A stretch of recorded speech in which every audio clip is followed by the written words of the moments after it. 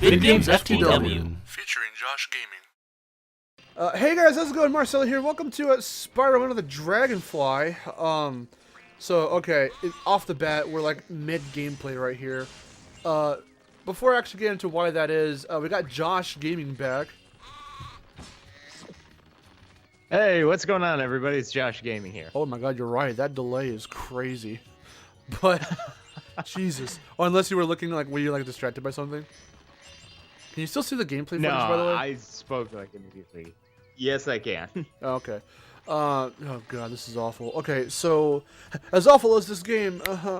Okay, so anyway, explanation time.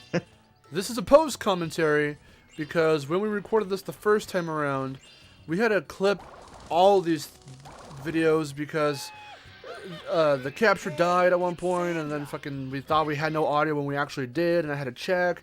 So this hour here is the bulk of what we've got. So we'll just commentate over it, point out the moments where glitches and stupid funny shit happens, but mainly we're going to talk about Reignited Trilogy. It's actually happening. Oh god, here's the glitch. Let's look at that real quick. Oh my gosh, like, where's the level? Where's the anything? Why is it just that gone. one part? It's just that one little area that stopped, that didn't load in. That's odd. This was me freaking out about it the first time around. I was like, Josh, what's going on? Stuck Oh my gosh, in you're mid-flight. like flying there. Jeez, this game is a mess. This game is a hot mess. But be that as it may, so Toys for Bob, take note. This is not how you make a Spyro game.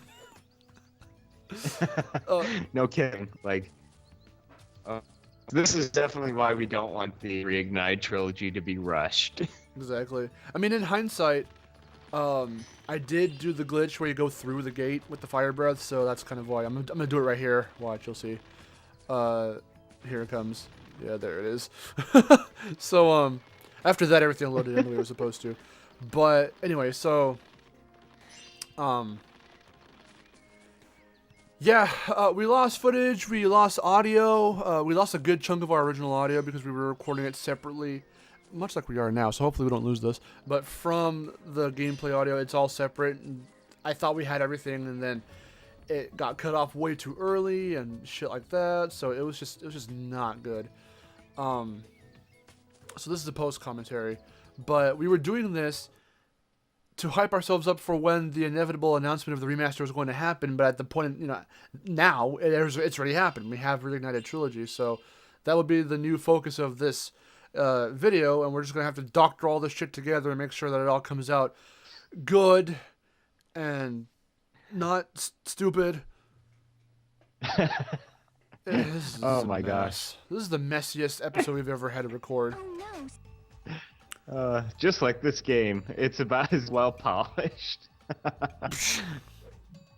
But like, oh gosh, just. This is not good. You're still cutting out. You're still cutting out, Josh. Am I? Josh. Oh, no. You have a Discord, right? Oh gosh. Yes, I do. Okay, we're using that next time.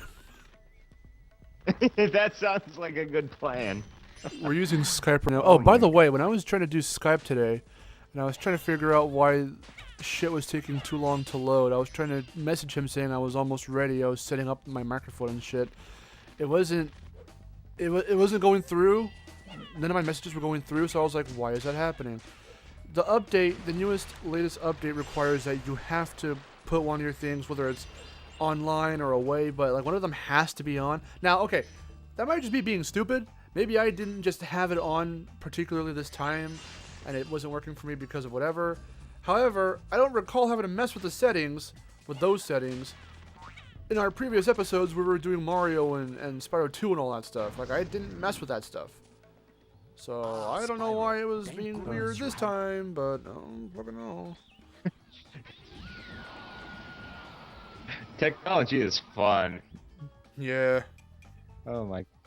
But we were talking about at this part how those stupid fog effects that you see and all these particle things are what really lags this game, and it hinders it a lot because this, I believe, was a PS2 launch title or somewhere close by, and it just could not handle it. And if I'm not mistaken, the company that made this game went out of business because of this game.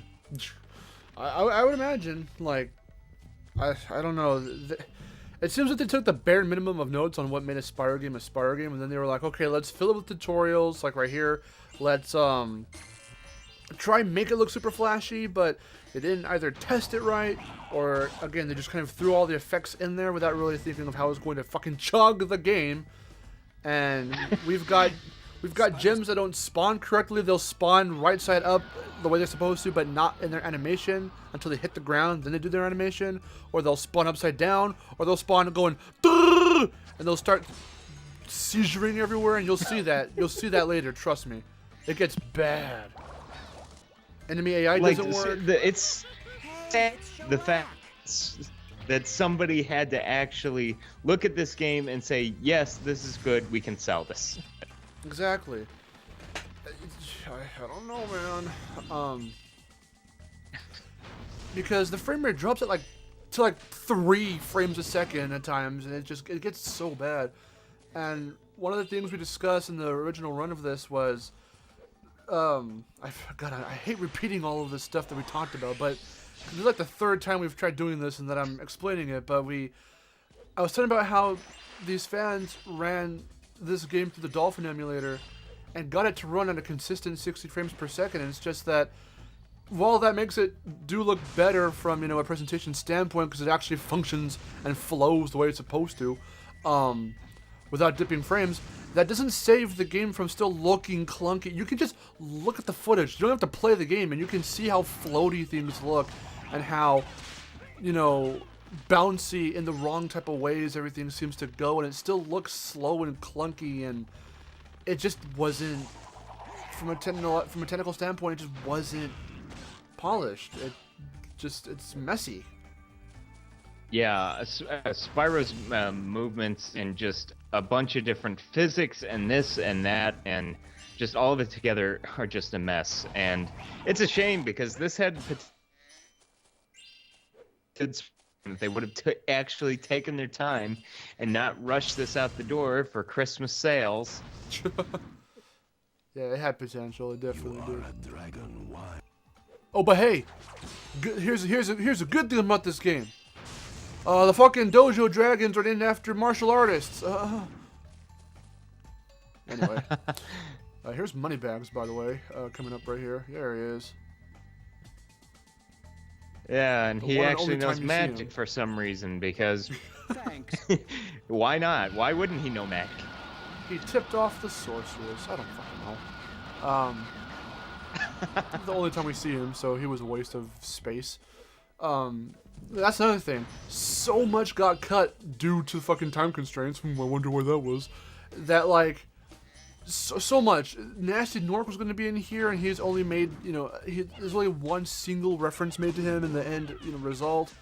There's only, like, what, 9 worlds? There's supposed to be, like, 24 or some shit. There's supposed to be bosses, and the only one we got was Ripto in the end.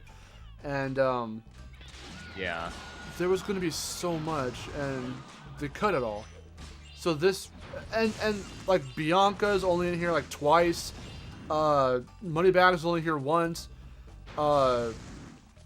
Hunter's only in the main thing, right? And yeah, like a few other mini games. Yeah. Like, my God. It's so watered down. And also in the files of the game, apparently there is voice clips for the professor that were unused. Ah, yeah. He never came. What's he been doing this whole time? Yeah. Yeah, it's crazy. But just, this game is a mess. It is. It definitely is. Oh yeah, right here is where, speaking of a mess, you were trying to tell me how to glitch my way up to get the kite early. I attempted here and I couldn't do it, so yeah, you'll see that right now. But I managed to do it a few times. Yeah. That being said, though, now that this game came out fucking a decade and plus ago, now we've got Reignited Trilogy to look forward to, and like I was saying before, I'm glad that they've shown us the trailer and the gameplay at a stage where it looks to be more complete for its first showing to the public than Insane Trilogy did when they first showed it off at PSX 2016. So that's a good thing that they waited, because we don't really exactly know how long since they started like physically building the game. Like the idea and the conceptualization of wanting to remaster the original trilogy, that could have been filed and done in however long ago. This game, while not... No, I'm pretty sure Falcon and Bob becoming the official Twitter did confirm that this was in fact Project Falcon, which means that they were both filed, this and Insane, at the same time. But anyway, point being is that the conceptualization is one thing. I really messed that word up. Conceptualization. Anyway, the actual physical building of the game, though, is another thing altogether. And so with them doing that, we don't know how long since that first started, but I'm glad that they waited until it was in this stage where it might still be early, and depending on how the final game looks. I love how I tried the whirlwind right there, but with the way it looks from this first trailer, it seems to me that they waited until it was at a good enough stage to be able to actually show it off, and it looks really good. It looks really nice. So I think it's gorgeous. I love the art style. The Spyro looks fantastic. The character models, he doesn't look like some kind of mutant abomination. Abomination, like this right here. Yeah, or this. Either no, I know what you're referring to. Like, but like, there's so many things that look fantastic. I think Toys for Bob really redeemed themselves with this, but yet the sad part is I still see a lot of people nitpicking this game to death about just minor insignificant things. Yeah. This is the wrong color, the water's the wrong color, this and that, and just tiny little details. We did that so insignificant that they don't need to be mentioned. Oh yeah, no kidding. Crash had it, and I know Spyro was gonna get it. I called it, and I was right. Yeah. Like so far, I'm not seeing it everywhere like the way I did for Crash, which is still a good thing, arguably. There's going to be those who nitpick at everything no matter what, so you're not going to be able to please those types of idiots. It's just that, thankfully, I'm not seeing it as much. Like, I was seeing it in comments from trailers for Crash. I was seeing it on Twitter, like, everywhere. And that's where I got really pissed. That's what brought me to do the comeback saga on Destination Mark. And it's funny. Actually, let's segue into something we were originally talking about before in the original recording of this. So, comeback saga being said, with me bringing that up, Part 1 is about, if you've seen it, it's about me defending Insane Trilogy from all that bullshit people were spewing about it. However, my very first point in all the numbers that I went through, the first thing I addressed was the music. And one of the things that we were hearing from Reignited Trilogy, we only heard 2 songs so far for Spyro. We heard a little bit of Stone Hill in the trailer, and then we heard Dark Hollow for the PS4 theme. It's based off Dark Hollow. So we got to hear it remastered, and it sounds really good. However, for me specifically, personally, I kind of feel that it's kind of hitting those steps from Insane Trilogy where, while it sounds good and they got that feel of it and the sound of it down, the more specific little intricacies that they used to put in, that Stuart Copeland put in, to make it feel a little bit more full of a song, for this stage, in where the music's at, it's kind of not there. It's not much of a complaint. It's something that I've observed, that I brought up, that I would like to see. So it's not a complaint. It's just something. It's more of a what's the word I'm looking for? For lack of the word that I'm trying to find, it's something worth bringing up, because as someone who can appreciate the little things that were put in those music tracks for both Crash and Spyro, I appreciated it, and it not being there in the originals kind of loses a bit of that perfect touch it had. And I'm not saying that the music is bad. I'm just saying that I kind of hope that they go back through and start, putting that stuff in. And they did start doing that. Vivi did with Insane, because I brought this up in the original recording, but I'll play some of it here. We've got the bonus round music from Hang 8 in Crash 2 and Insane. In the early Hang 8 video that they showed off before Insane Trilogy came out, there's a certain little main melody that sounds a certain way. Particularly, it's the, you know, dun, dun, dun, dun, dun, dun, dun, dun, dun, that little tune that plays there.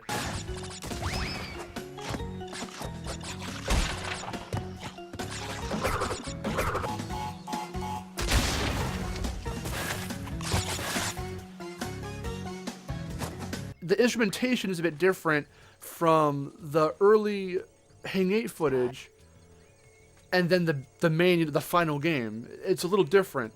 And in the final game, they made it sound more like the original game. So, like, the instrumentation that they used for those tunes and whatnot in the early footage seemed to be, I don't know about placeholder, but early. It sounds early. And by the time you actually hear it in the game, it sounds more full. It sounds a little bit different in a better way. So I'm kind of hoping, and we've already played the two examples in editing. So that being said, oh, here's where you're trying to have me do the Ripto glitch. That shit was funny. Oh, yeah. I ended up giving up because I couldn't do it. There's supposed to be a way that... Yeah, there's supposed to be a way where you... like, in between the corner of the ring of the thing and the ground in the middle, and you can just, like, glitch right through. But, we... couldn't pull it off. I've done it like maybe once or twice, but still, it's funny when you can actually get it to work. But yeah, so that was one of the things that I mentioned in the comeback saga for Crash, was how the whole point of part 1 was to defend Insane Trilogy, which I did do, and I did still defend the music, but I had I listed the music early, like the first thing to address intentionally, because it was one of the things where I did agree to a certain point. Like, people were complaining in terms of, it doesn't sound the same, it doesn't... My whole thing wasn't that it didn't sound the same, it was just more of the fact that it... I almost had it there. It sounded, again, a little empty in certain areas. Like, I did say that in the video, I said that it sounded a little empty. Some of the tracks did, in certain areas, because those, you know, for Crash, those background atmospheric growls or you know, tones or didgeridoo sounds weren't exactly kept in some of, you know, Insane's music, so it kind of makes it feel a little empty. For Spyro, that's not really the case. Like I said before, with Dark Hollow, it sounds a little bit more on the quiet side than with, you know, that full instrumentation that the original had. So, like, I'm kind of hoping that they go back in and kind of, you know, add that stuff, because the whole Hang 8 example is me saying, you know, that was an example of Vicarious Visions going back through and changing the music, adding more to the music. So Toys for Bob can very much do that with this music. I'm kind of hoping that they do. And we haven't heard, you know, again, we've only heard a snippet of Stonehill and a little bit more of a longer snippet of Dark Hollow. So, I mean, like, there's not much to go off of, but what I've heard so far, it sounds good. Like, I like it a lot. Yeah. But I'm noticing a lot of that same stuff that I was kind of like, with Insane Trilogy. Not a problem, again, but more of an observation where I would like for them to kind of, you know, just tweak it. Not really change it, but tweak it. Yeah, I even remember the Insane Trilogy for just the main music for Hang 8 in the original gameplay footage that they showed off. It didn't, the opening guitar noise. That it just, has like, that riff, surfer kind of feel. Yeah, and eventually they added that due to fan request, and it sounded a whole lot better. That shouldn't, like, detract you from buying the game. Like, I've been seeing a few people who are saying Stuart Copeland's not coming back, so I'm not going to buy the remaster, and stuff like that is just ridiculous. That's a disservice to, like, you would really, I don't know, like, that's ridiculous. Totally. Oh my gosh. Oh, here we are in the countryside ass level where all kinds of things go wrong. No kidding. Yeah, bugs, AI, frame rate drops beyond imagination because of the stupid fog effects, and no invincibility frames we're gonna for see when that. you get hit by things. Yeah, we're definitely gonna see that. So one of the things I wanted to bring up, which I brought up in the original record, again, there's a lot of stuff I want to echo from the original recording because it's still stuff worth talking about. Because I feel like we should just bring it up again. It's eerily similar how, or it's eerie how similar Crash and Spyro's histories really dive deep into, because people try to be like, well, but they're separate series, they have to be treated as such, and they still are in their own regards. They are very different, but the histories are very much the same, not just for the references they made to each other and the crossover between Purple and Orange, and then eventually again Skylanders, but it's more of, there's such a deep history with how both franchises were treated, because this game here was the first one made without Insomniac, and while Crash Bash was the first one made without Naughty Dog, Wrath of Cortex was the first platformer made without Naughty Dog. Oh, there's me gliding, by the way. Jesus Christ. So goofy every time we watch it. But, Looks like you're Superman just flying across. It's bad. But anyway, so, okay, yeah, Wrath of Cortex still felt like a complete game, though, because even though both these two games, like, I always like to say that End of the Dragonfly is the Wrath of Cortex of the Spyro series, and Wrath of Cortex is essentially the End of the Dragonfly of its series.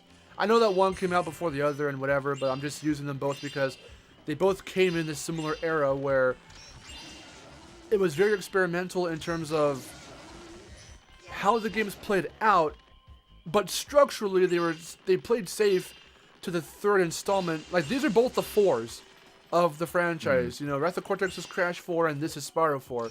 So they both, in their own rights, in their own franchises, take very heavily from the third, previous game in each of their installments. Like, this is very much a Spyro 3 game, just really bad. And Wrath of Cortex is always called a warp clone. So, like, I don't know, man. It's very strange. But, oh my god, there's that magic evil number on the top of the gems there. Jesus Christ. I remember we made a joke about that last time. But, that was funny. God damn. So, like, I don't know. This just... I still like Wrath of Cortex to a certain extent because it still feels like Crash in terms of it plays the same. Like, of course, there's things like the ceiling, like climbing on the gates on the ceiling, it feels slow as hell. But, like... Oh, yeah. It's annoying. So there's certain things like that make it feel like, okay, this is way more annoying than it was in other games. But, like, this game, I don't know what happened. Again, like you're saying, look at all that fog that's just kind of there. And it's meant to heighten the atmosphere, I get it. But there's just so much crammed in that they didn't, stop to consider how it was going to affect the frame rate and affect the way the game ran, that it looks like a mess. And yeah. Even though, like, certain ports for Wrath of Cortex do lag to certain extents in their own right, it was never this bad, so I don't know what happened with this one. But... Oh my gosh. Sound effects, too. Jeez. Oh yeah, that fucking sound effect is like... like, it just... that was an effect of the Elgato, when we captured this. All the orange guys are not working. I just realized that. Oh yeah, after you went back around, they just broke. The first time around, like as you saw, I ran past them. Yeah, I ran past them here because I didn't catch it the first time we recorded this. But seeing it now that we're watching the footage back, we can catch all this stuff that, like, we didn't see in the moment when we actually played. So it's hilarious how many of those guys actually just stopped functioning. They're just they don't have to do this job. Yeah, they're not paying me enough. But yeah, it's very eerie how the similar fate that these two kind of befell the more time went on, up until a certain point, which would be the time where Spyro got rebooted into Legend of Spyro, and Crash went on to do Titans Mind Over Mutant. That's where they got a little bit different because Spyro even then, I think there's a bit of a correlation. A lot of the stuff they did was similar in the fact that both of those were beat 'em ups and both of those were reboots. Even then. Yeah, I mean, because most people consider Titans Mind Over Mutant to be like a soft reboot, but they're still technically sequels because they still acknowledge Twinsanity and all that stuff. So I consider it more of a soft reboot in terms of the designs. Because when you really stop and look at something like Titans Mind Over Mutant, to me, Titans more so, which is why I like Titans over Mind Over Mutant, but like, they keep the feel of Crash just done in a different way. And I can say this now, because at this point, also the laser did not fucking come out of that guy's gun. But like, and here's where we start to see examples of the gems going when they spawn out of people and out of chests. We're gonna start seeing it. Oh, there it is. Here's the hitbox. Was that? Oh no, that wasn't it. Not yet. Yeah. Oh my gosh. Just like this game. Oh my gosh. We don't want Spyro Remaster rushed. Exactly. Like. There it is. Oh my god. It went bah! God. Oh, and then that guy stopped working, but we didn't notice it yet. So, like I was saying, now we talked about Comeback Saga Part 1. Part 2 is already out, so I can talk about this now. But like, I was saying how... Oh, Jesus Christ. My train of thought just fucking left. There was something I brought up right now, and it did relate to Part 2. There's something I definitely mentioned about Part 2. Oh, no, I know what it was. The fact that Titans Mind Over Mutant still keep a lot of what made Crash, Crash alive, and it's still there within the two games. It's just that the focus shifted. And that's why it's a beat 'em up now, because they wanted to try and change up the gameplay, but yet keep the core... Oh, there it is, right there. It went, bah! The core gameplay of Crash is still there. You still spin in, and you can still spin into enemies. It's not one of the main things you can do, but they left it there specifically because that's what Crash is known for. There's still Wumpa Fruit. It still acts as a health kind of thing. In the originals, they lit up to lives, aka kind of like your health, indirectly. But you actually have a health bar in Titans and all that, so it helps your health bar. But it's still a similar function, and so the stuff there, Aku Aku still protects you. You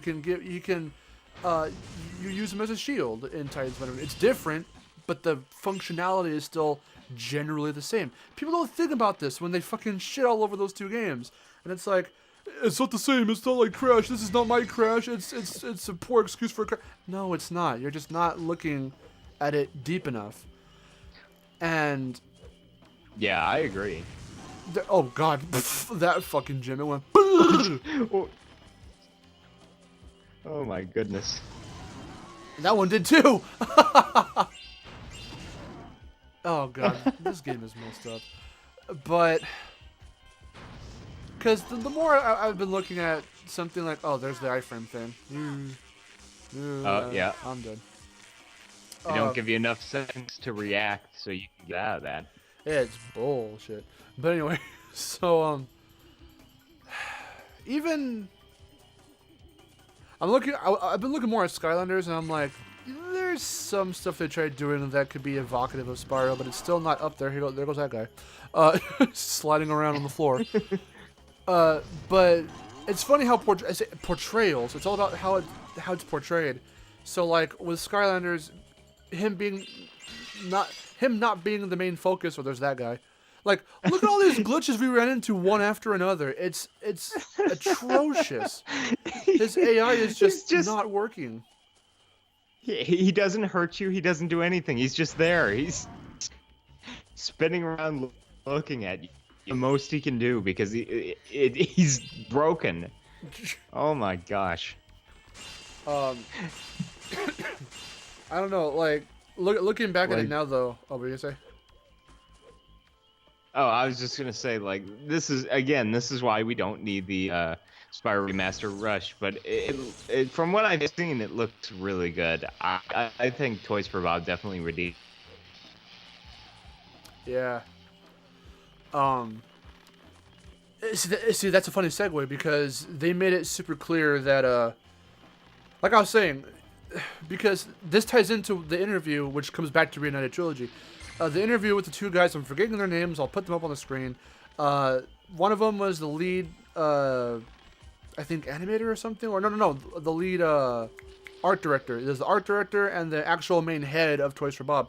They did an interview for Reignited Trilogy the day that they released the trailer, and they were talking about how, yes, they're going to portray Spyro the same way we know him to be in the original Insomniac trilogy. They went ahead and confirmed, the guys who headed Skylanders for the longest time themselves confirmed, which, what have I been saying this whole time, that Skylanders Spyro is a very much different incarnation than classic Spyro. And so, even though we can see some of that blocky, cartoony Skylanders influence in the art direction for Reignited Trilogy, they're still making it very much Spyro the Dragon, just revamped for PS4. Because that was one of the first things that we were noticing that was very interesting, is the fact that the art direction for Reignited Trilogy is not as detailed in terms of quote-unquote more realistic than Crash was. Crash has, individual fur. He has fur textures to him. Spyro is not super scaly and whatever else. He's got scales and you can still see them, but look at his eyebrows. They're a little bit blocky, and it's not like it's supposed to be intentionally. The more I think about it, it's not even so much as Skylanders as it is like almost a throwback to the polygonal look. Just again, That's what I was thinking. Yeah. Like it has a lot of. There's those guys that just quit working, but like, geez, what even was that? You didn't even get hit with anything, right? Oh no, I saw it. It was lasers. Oh, there's the floor. This game. The floor is missing. Oh, and there's the level gone. Just complete and utter void of nothingness. It's like, what happened? And then there it is now. And it's back. And he's got a gem between his legs. How did that get there? His family jewels are hanging out. Anyway. But like, yeah, definitely. I mean, just Crash and Spyro have had a long history together, like you were saying, and I totally agree. I mean, I love Spyro's new design. I think it's great, and I do think that it definitely complements the original PS1 style and how those games looked. And I think there's even a bit of Nth Trilogy look in there, even though it doesn't look, as, I don't know what the word would be, cartoony realistic. Yeah. Maybe. It's more minimalistic than anything. With the detail. Yeah. But even then, I do like it a lot. And the funny thing is with how minimalistic the look of it is, there's still a ton of things that they added to give it a new and fresh take. Like for treetops, how they have the Aurora Borealis in there and the stars in the sky and stuff like that. And there's trees and things, so it's not just like a black void of nothingness. Yeah, that's what I like about what they're doing. Again, like, for example, the skyboxes look. That was one of the things that Spyro's known for the original trilogy. Even here, look at that. That shot in this game of the two moons. Like, even though as shitty as the game itself is, like, at least the skybox looks, decent. I mean, the stars look a little funky and the clouds are very not that great, but the two moons, that makes it look pretty cool. One of the things that every iteration of Spyro has always kept is that he obviously does not live on our planet. This is very, every place he visits has its own atmosphere to it, almost like it takes place on their own planet almost. That's not the actual in-game. That's not the in-game story case, but it seems that way. It's never explained and made a thing in any of the games, but it's there for detail because it's supposed to be fantasy, otherworldly, and they nail that down in the smallest things, such as the skyboxes, and seeing how the original trilogy made it look beautiful on the PS1. Seeing that redone for the PS4, they were able to add so much more to it. Like you were saying, the Aurora Borealis and treetops is a fucking great touch. And it's all there to heighten the atmosphere that was already set by the original games. Very much the same way that Insane Trilogy added more foliage, even though people complain about that, and more of this other stuff here and there to heighten, you know, it's all about showing off the detail that Naughty Dog wished they could do but couldn't due to the time constraints or due to limitations of the console. So same thing with Spyro, you know, adding in a giant-ass windmill to keep up with that air, you know, wind theme. You're up in the Alps and the mountains for Blowhard's, you know, level before you actually go fight him. Seeing that stuff there that wasn't in the original. Not there because, well, we're just changing it for the sake of changing it. No, they're trying to keep the atmosphere there and, you know, almost like they're trying to fully complete the vision that, again, like Insomniac wanted, but couldn't, you know, nothing they couldn't achieve. They still achieved a great atmosphere, but if they wanted to or wished they could add more, but couldn't, with this remaster, now they're going to kind of try and take up the mantle and do it themselves, and it looks really good. I mean, again, the only real complaint I have... Oh, what were you going to say? Were you going to say something? I was just going to say, the amount of little details, and people have to understand that they're going to have a level of creative freedom to add... Exactly, yeah. Extra details and things and this and that. And the same goes for the music too.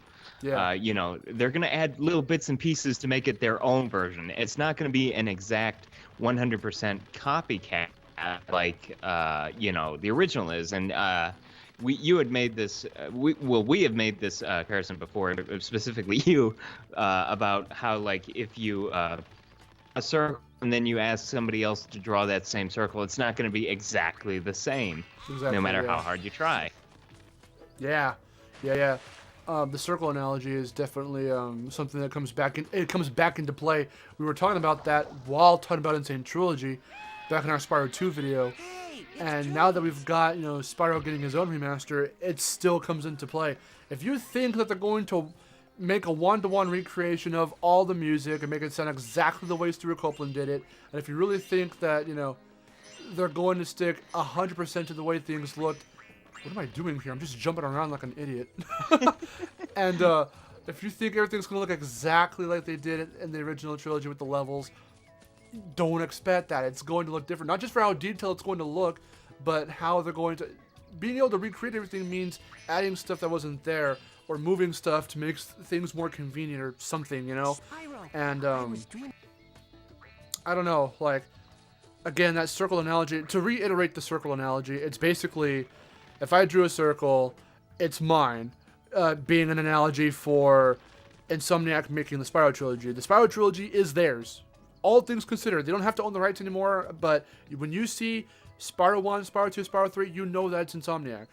Same thing with Crash 1, 2, 3, it's Naughty Dog. They don't own the rights anymore, but those were their games, their original circle. You got VV doing Insane, you got Toys for Bob doing Reignited, and that is another circle. But as much as they're going to analyze the previous circle that came before, and then they do their own, it's not going to be the same one. Because they didn't make the same, that first one. It was someone else.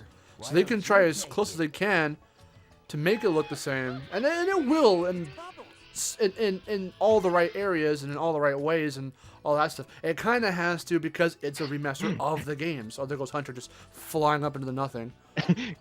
My people need me. Yeah. But slide whistle.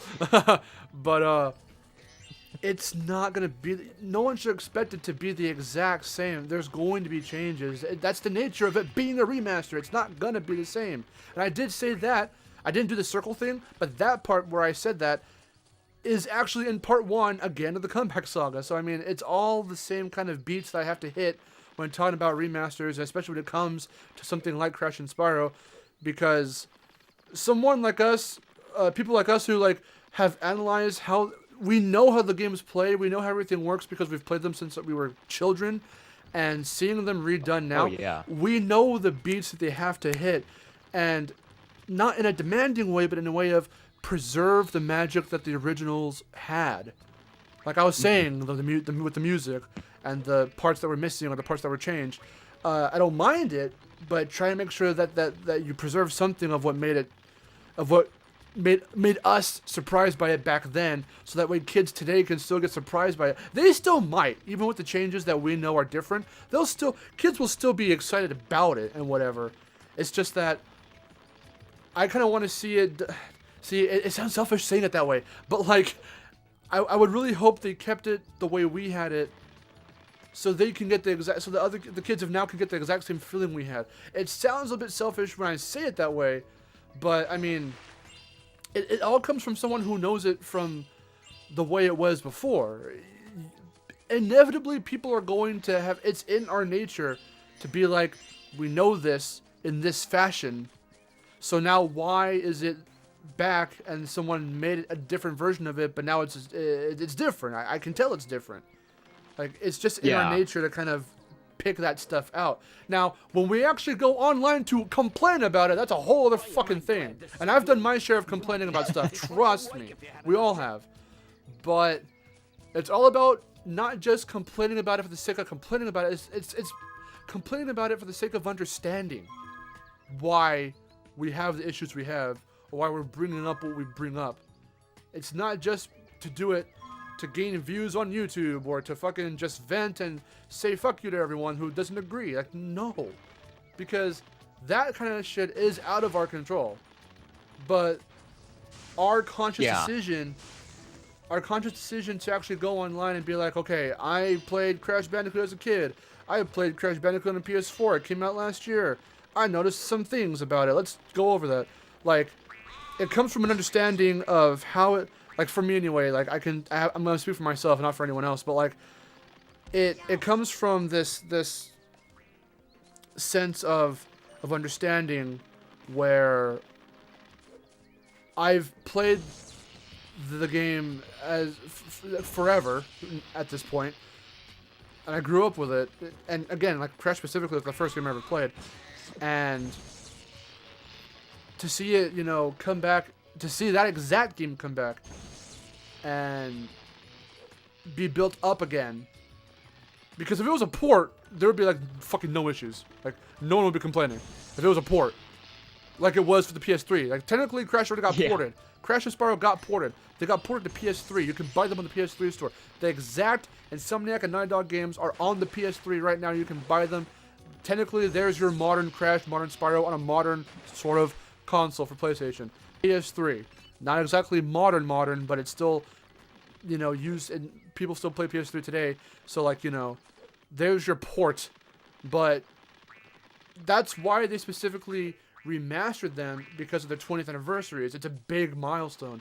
So to be able to give kids of today, you know, a similar yet different experience than what we had, that's why they're doing it. So I get it. But then, of course, they also, because it's the 20th anniversary, they want to attract us as well. We're a big part of how we made this happen. So, like, of course, we're going to notice the little things that they're doing here and there. That's like, yeah, it's different. But then when people complain about it, that's the part that I have the problem with. Is when they complain for the sake of, well, it's different, it's not the same. It's not going to be the same. It's just the people that make these nitpicks, they're just such minor, insignificant things that should not affect your overall experience of the game. Yes. Like, just because a moss is growing on... Moss. Really worth not buying the game for? Yeah, like that. Yeah, and then, yeah, complaining about it is one thing, but then complaining about the stupidest, smallest shit. Like, when I say the small details, I'm talking about things that actually matter, that heighten the atmosphere. Putting in, like, 3 extra bushes of foliage is no different than having them not there. So, even though they did take them out, like, that kind of stuff out in the end, the fact that people had to complain about it, not simply bring it up, but complain about it, and essentially strong-arm them into being like, okay, yeah, well, we should probably just take that shit out. Like, that's where it gets a little ridiculous, and it's like, don't do that. You're kind of, you know, it's almost like an insult to the developers for being like, I don't like your vision, fuck off, change it. It's essentially what you're doing. Yeah. Yeah, and the other too is that, you know, I'm not saying don't complain if there's problems. If the Oh yeah, game, yeah. you know, has bad frame rate issues like this One. monstrosity, or you know, glitches galore and things like that. Yeah, if it's something that actually affects your experience, then by all means, you know, let them know that there's a problem that needs fixed. But Yeah. for something like the grass is the wrong color, or I don't like the way the water looks, or just stuff like that, doesn't need to be said, in my opinion. And here's the thing too with this game, going all the way back full circle into this game in particular, the reason why, again, I don't want to sound selfish and say, you know, get away with, but quote unquote, the reason why we can get away with bashing this game is because this game is not a remaster. It doesn't follow, it was never tied or tethered to any of the past games. They chose for it to be that way. They did not want to try and venture. Oh, this is where I talked about the purple. There's just nothing out there. It's just that's a definite definition of empty. A definite definition. Anyway, so, like I was saying, with God, the capture is. We're leaving all of that in, by the way. All the times it pauses like that. I don't know. The capture just did not work for this. But anyway, so with this game, there doesn't seem to be passion behind this game. Again, there was supposed to be a lot of stuff, and it was going to be more filled, as it were. We were looking at the sky for that. We were talking about the skybox. But, like, I don't know. Because something like a remaster has to stick to something. You know, it has to stick to its source material. This, while it does in terms of the mechanics and stuff, otherwise it doesn't have to be connected. But they chose to play it safe because, again, they just rushed this game. And it doesn't even work, and a lot of those little things don't work in the way they're supposed to, like the gems, like the enemy AI, like the hitboxes, like the slippery slidiness of the controls. It's just stuff that was not polished. That's why we can get away with hammering on it, because it is bad. Like, they just crapped it out and said, here you go, guys, here's your 4th Spyro game, and then and where are those guys now? Yeah, exactly. They are bankrupt. They are gone. And you know, it's because Universal said, we want this done by Christmas. If you're not done, you know, thankfully, not thankfully, we live in an age where the patches and bug fixes to games. Of course, you know, you don't want a game where you get a 80 gigabyte day one patch to put the entire game in. Yeah. You know, back then, things were better because if your game wasn't good, it wasn't good forever. You could at least, you know, spend more time on it. But, you know, there's just so many things to consider with these remasters, and, you know, how things should work, how things should play, Spyro's controls, how he moves, how that's going to feel, and, you know. And that's why patches are really scary, because it seems to be an easy out for developers to just, again, kind of rush something, and like you're saying, but then go, well, don't worry, we'll fix it later. Because now they've got the power to do that via online. That's the scary thing about online, is that it allows for so many more things to be brought into the gaming world, like fucking DLC, microtransactions, cryptocurrency, all that kind of stuff is now part of our gaming culture and all that stuff. And there's been, obviously, you got the people who do it honest and do it right and do it to where it actually benefits the players and the gamers. Then you got the crooked shit, like, you know how EA and Ubisoft and all of them are infamous for that kind of stuff that they do. Jesus Christ, that capture bug right there. Jesus, that was awful. Again, the way we're seeking this up, we kind of have to keep it in, though, so we're sorry about that. But anyway, I don't know, man. Like, it could be very easy for them to rush this trilogy and then go, like Crash. Oh, there's glitches, there's stuff. The jump arc isn't the same. Something else doesn't, you know, whatever. Yeah, we'll fix it later. Like, Even Yeah. Vicarious Visions open letter out to the public explaining why Insane came out the way it did. It did not sound like the words. Oh, I'm trying to do the glitch again. It didn't sound like the words of Vicarious Visions. It sounded like the words of Activision, and so I don't know, because the only real patch they brought out to Insane recently was just to incorporate the trailer for Reignited Trilogy into the code. So the code works now. For those who might not know, for whatever reason, you can go into Insane Trilogy, go to Crash 3, and instead of the cursor getting unhighlighted, it'll stay there, and you can punch in the code, and you'll get the Spyro trailer. I'm kind of hoping that they end up replacing it with a demo at some point, but that's just that's just me. They may not do that, but who knows? But yeah, I mean, the honesty of completing a game in terms of developing a game to completion, it doesn't seem to be there as prominent anymore, because again, you look at what happened to fucking Street Fighter V. When it came out, like, half the fucking game, I don't know if that was the reference you were making, but like half the game was missing, and they started patching in the story mode and like a crap ton of other characters later. And I'm like, really? Like, I do own Street Fighter V, I haven't actually touched it, but at this point I can now say, well, when I actually get to playing it, if we ever do it for the channel or for something, even just casually, well, at this point, now that they've, added all the shit in, we can now, play it the way it's supposed to be played. But imagine, I would have been just as pissed back then if I got Street Fighter V like day one or something, and that stuff happened to it. Like, I would too. I would be pissed. And so people, who do their rant videos and shit, like, have a right. Not everybody has terms of that. internet. Yeah, exactly. So you've been missing out on the content anyway, because it has to be downloaded in terms of not just DLC downloading, but the patches have to be downloaded too via online, and you'd be missing out. Oh, definitely. Oh, okay, so we did the swim and air glitch. I think we're gonna go. Oh, we're gonna go see Hunter, and then we're gonna go face Ripto. That's what we're doing here. Fun times. Gosh. And Hunter's just up there doing his same animation for talking, because. Yeah. Why wouldn't he be? Why didn't they just? First off, okay. So with him jumping over there he is. jumping over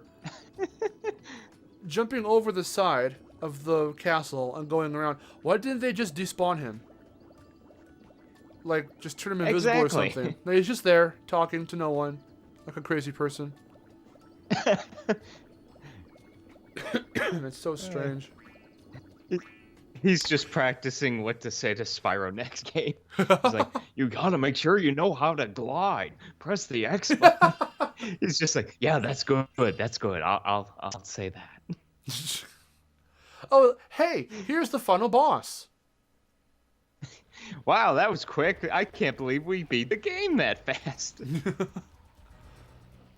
God, look how bulgy he looks. His eyes like bulge out of their sockets, and it's like scary looking. This really makes me curious as to what Ripto's gonna look like in the Reignited trilogy. Oh, I'm excited to see what it looks like. Him and the sorceress. Definitely. They're gonna look badass. Definitely. Hopefully, they'll have better animation than this, with that giant. It stretches out like the bottom of the ground. Like, there's cartoony animation. I get that. But that is beyond, like, reasonable. Also, I like that he has the same... Look at how far out... I like how it's the same pattern every time. So, you just go center up, then left somewhere, and then right somewhere, like in an arrow shape. And doing this glitch and everything... skips his like second phase or how many other phases he has. So you'll have to do the first phase, and there was the game right there. Yep, that's it. No, there's credits. And what do you get for your effort? Eyes. Yeah, what do you get for all your efforts? This weird, awkward, scary ass screen. Look at his eyes flickering like that. Jeez, it's kind of atrocious. Like he's like going in between blind and being able to see. Like popping his contacts in and out. Oh yeah, because I told you in the original recording that there's moments where when you get to this credit sequence, the eyeballs, like the irises and all that, won't even be there. So it's just white. Gee. And it's scary looking. Oh, Toys for Bob. Again, please take notes. Play this game and then go, all right, team, let's not make it look like this. Exactly. And again, check 6 Studios. No, you guys can oh, screw God. off because, oh my gosh, somebody had to sit down, play test this. Oh, well, that's and why. say- That's why. They only had 5 programmers. What the fuck? Jesus Christ. That explains so much. Wait, who are the Oh my testers? gosh. I have to see this. Go ahead, though. I was gonna say, it was 3 or 4 play testers, if I remember correctly. That's what I don't know if we passed it already, but I want to see that. I want to see who the QA team was. God damn, this game. And the funny, ironic thing about it is that as a kid, not being analytical or, critical, I'm just an idiot little kid who loved any game I came across. So I got this game because it was Spyro, and I said, "Oh, this is a fun game," because it's Spyro. And then the more I looked at it, and the more I found that it was harder to play the game the older I got, and starting to understand why it was harder, because look how unfucking finished it is, I was like, oh, this isn't good at all. This isn't, what was I thinking as a kid? Like, I finally, I think woke most up of us to were it. like that. Yeah, I was like, oh my god. It's something else. Like, the more I saw just how much was wrong with the game, I was like, oh my god, and I liked this as a kid. Like, this is one I can say you can write off that this is not a good game. And like I said too, Wrath of Cortex is a different case. Even though it's very safe to warped, it's still complete. Some parts in the motion, again, with climbing or whatever, is slow and it's not as accurate and, efficient as the other games were. But the game itself, as a game, it's still complete. You can still play it and have a generally okay time with it. And which I did. I still think it's kind of fun in certain areas. But this one... Yeah, definitely. Like, if Jeez. you asked me which one was better between the two, Wrath of Cortex wins by a long shot. Definitely. Oh, definitely. Like I was saying, too, the histories are very crazy because, these two games have a lot of similarities, being the first big console titles not made by the original developers. Even Twinsanity and A Hero's Tale are very much similar because they're the two that started... Oh, there's the QA testers. Wait, hold on. 1, 2, 3, 4, 5, 6. There's 6 QA testers. That's an okay amount, but you need a lot more than that. In the original recording, we were...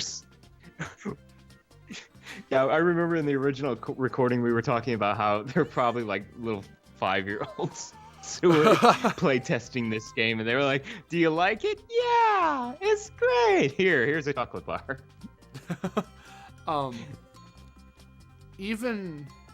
So with Twinsanity and with The Hero's Tale, they went ahead and tried to change up the gameplay a bit here and there. They were both linear yet open world.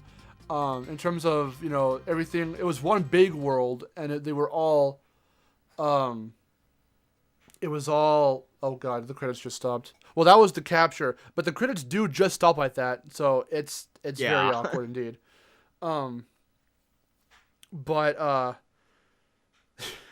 So with how open they are, one big world, but everything's interconnected, and voices are different, stuff is different. They're both very humorous, way more comedic.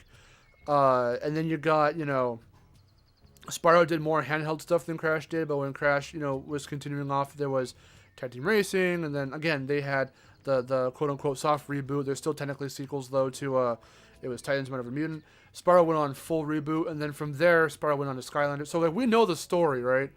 But now we're back in a similar aspect now where both of them were in Skylanders. Now Crash has a remaster, and now Spyro's got a remaster. So they're back on track to having the same stuff done for both of them. It's very crazy. But yeah, I mean, we're getting to the end here.